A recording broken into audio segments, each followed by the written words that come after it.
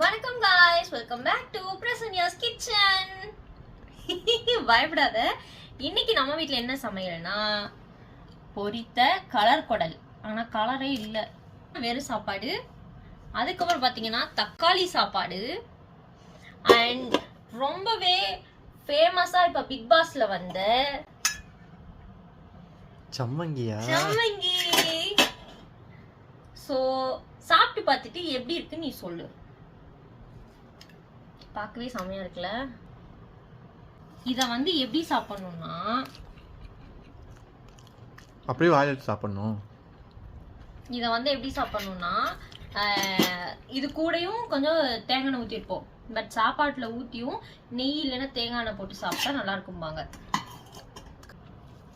So நீங்களும் சம்மங்கி வீட்டில் try பண்ணி பாருங்கள். இதோட ரெசிபி வேணும் அப்படின்னா கீழே சொல்லுங்கள்.